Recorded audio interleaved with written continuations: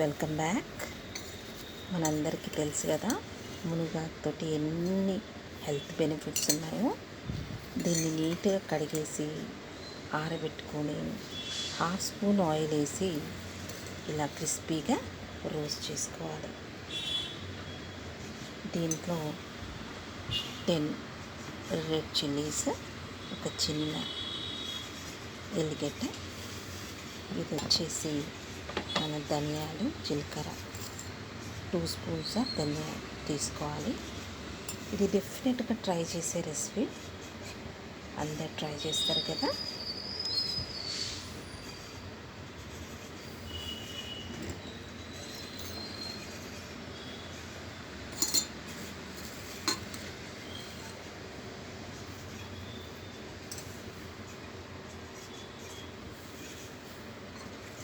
మునగాకు పొడి చాలా టేస్ట్గా ఉంటుంది, డెఫినెట్గా ట్రై చేయండి ఫ్రెండ్స్.